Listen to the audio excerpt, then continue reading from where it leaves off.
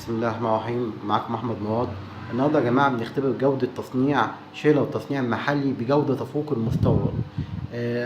هنشوف طبعا الاول مكونات الشيلر ونشوف ليه هو بيتميز بان هو بجوده اعلى من المستورد. انا اول حاجه عندي الخزان بتاعي ستانلس، والمستورد بينزل خزان بلاستيك، وعندي انا السربنتينه نحاس والمستورد بينزل سربنتينه المونيا. عندي الكباس بتاعي 3/4 وساعات بينزل بنص حسب طلب العميل. عندي كونتاكتور ده مش موجود برضه في المستورد. عندي هنا في الشيلر متحرك على ارجل متحركه، بخلاف طبعا ان الشيلر فيه انذارات حراره وانذارات ميه. زي ما انتم شايفين كده الشيلر بجوده عاليه جدا، وعندي كمان في بلف عاكس.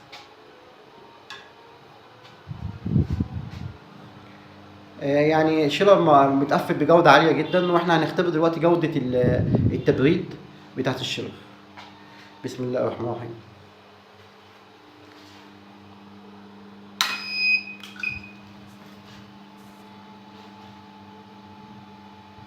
المية دلوقتي درجة حرارتها 31.5. الكباس في انتظار ان هو يقوم.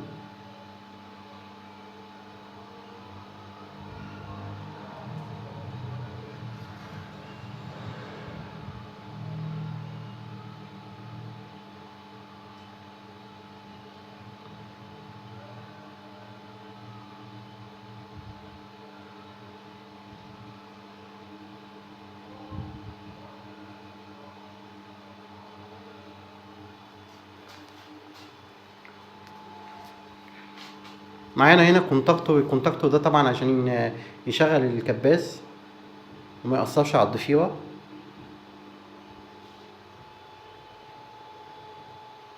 طبعا الكباس بياخد دقيقة زمن عقبال ما هو يقوم.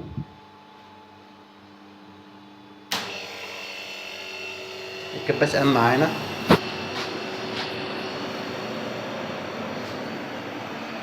والمراوح برضه قامت معانا.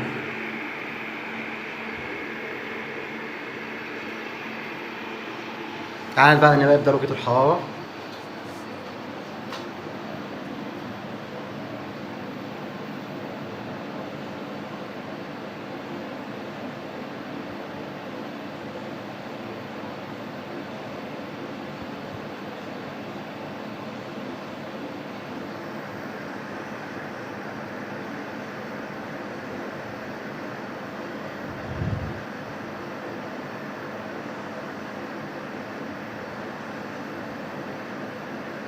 طبعا هو في البداية بيبدأ يحضر لحد ما يبدأ ينزل درجة الحرارة. تعال نتفرج على الشيلر كده برضو من كل جانب كده ونشوف جودة التصنيع عاملة ازاي. بصي ده الجانب الأولاني اهو.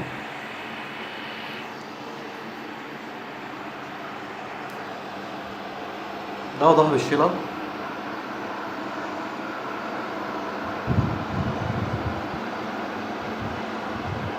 عندي في الظهر هنا في طبة هي تخفيف المية. في عندي مستور المية للخزان.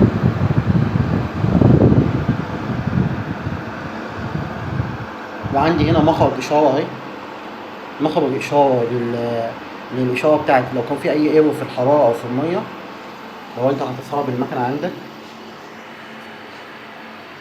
تعالى بقى نشوف بقى درجة الحرارة وصلت لكام دلوقتي. درجة الحرارة بقت 30. الشيلر بينزل معانا تقريبا درجة كل 30 ثانية. طبعا ده معدل ممتاز جدا. الشيلر بجودة أعلى من المستورد كخامة كتصنيع. الشاسيه بتاع الشيلر محمل، الصوت بتاعه محمل جدا. وفي طبعا جودة للاطلاق.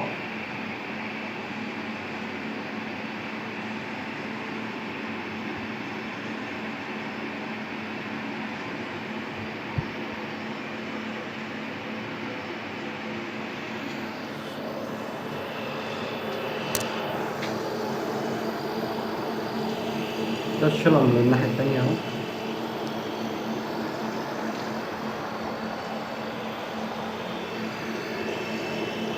دي ومبة المية.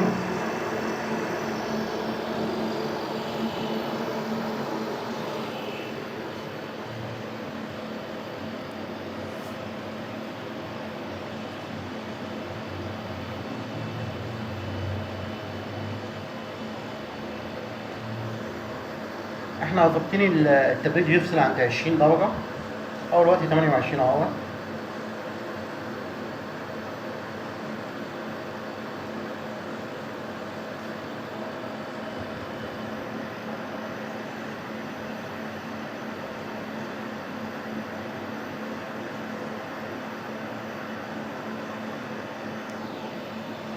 الميزة في الشيلر ده إن هو في فصل للمكنة عندك، سواء في انقطاع للمية لأن في حساس مية، أو ارتفاع درجة الحرارة لأن في برضه حساس لدرجة الحرارة.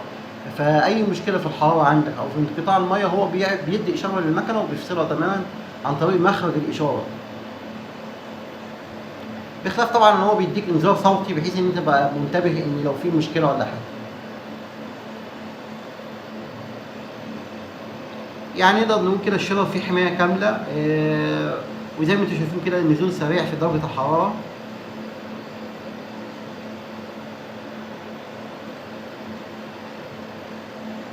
ليه بقى احنا بنقول الشيلر بتاعنا؟ الشيلر بتاعنا بضمان حقيقي لان احنا اللي مصنعينه، فسهل جدا ان احنا نديك ضمان وواثقين من المنتج بتاعنا.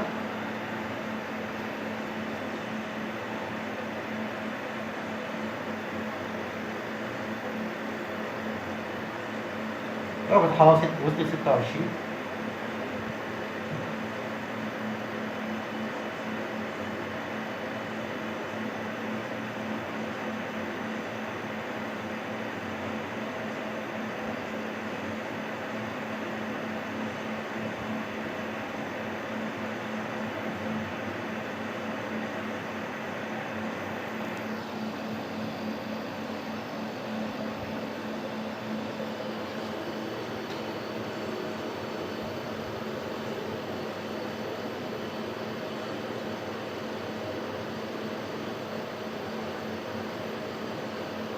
ملاحظين طبعا نزول سريع لدرجة الحرارة، زي ما احنا اتفقنا هو بينزل تقريبا درجة كل 30 ثانية. الشيلر فيه منه مخرجين وفيه منه مخرج واحد، هو حسب طلب العميل هنا. هو طلب مخرج واحد، احنا عملنا له مخرج واحد. ده المخرج مخرج ايه واحد، سواء دخل او خارج. يعني الدخل والخارج بنقول عليه مخرج واحد. لما يكون في 4 مخارج يعتبروا كده مخرجين، لان كل مخرج بايه بدخل وخارج.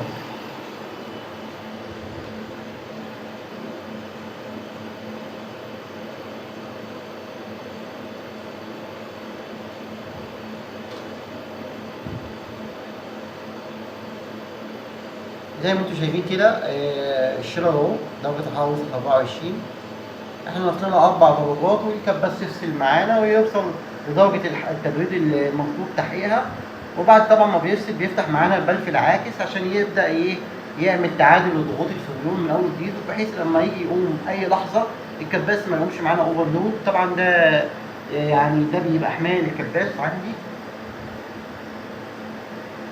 بخلاف ان احنا عاملين برضه في الاول زي ديلي كده بسيط لمدة دقيقة، نشوف برضه كأمان يعني ان الكباس ما يقومش الا بعد ما يفوت الدقيقة، او لو الكهرباء قطت عليه ما يقومش الا اما الدقيقة تعدي.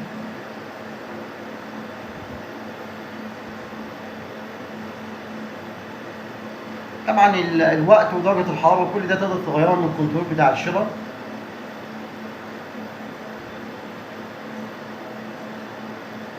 تحقيق درجة حرارة 22.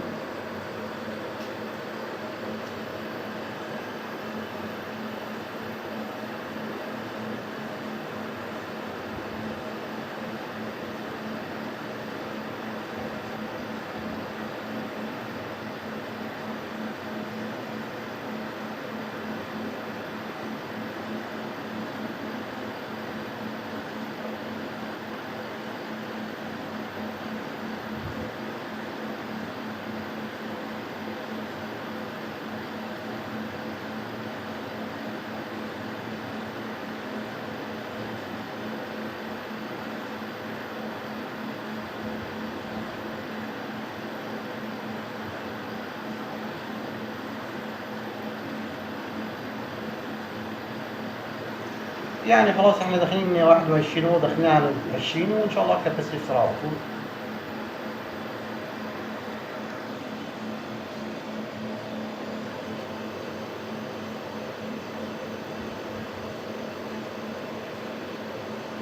طبعا احنا عندنا اللمبتين اللي تحت دولت، واحده نورمال واحده الارم. نورمال ده ان الوضع طبيعي والتبريد مظبوط والميه مظبوطه وكل حاجه مظبوطه.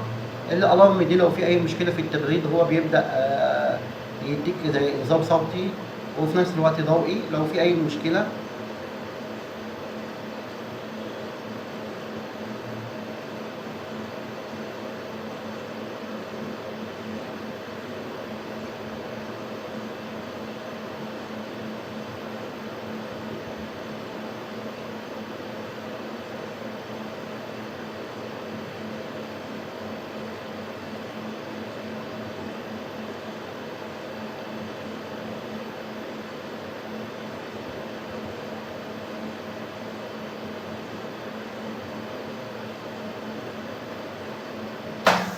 البال فصل معانا اهو. طبعا لو سامع صوت البلف العاكس، البلف العاكس على طول قام معانا وبيعادل الفريون زي ما انتم شايفين كده. برضو الشيلر فيه انذارات، ببص انقطاع الميه، لو حصل اي انقطاع للميه. بص انا هقفل الميه كده بايديا، على طول سمعت صوت انذار.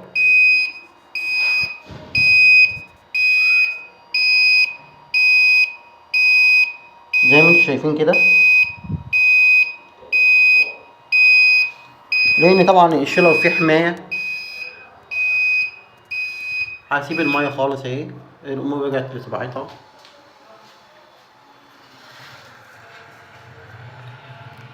تعال نشوف الشيلر كده من الناحيه التانية، نعدله ونشوفه من الناحيه التانية. معانا الشيلر اهو بعد ما عدلناه على الاتجاه التاني عشان برضه نشوف تقفيله عامل ازاي. دي الطرمبة معانا،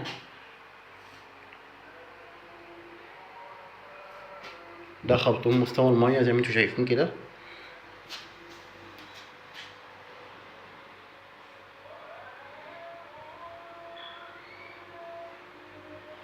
وزي ما انتوا شايفين كده الشيلر بجودة أعلى من المستورد. عندي الغطا برضه بتاع الشيلر معمول من التeflon.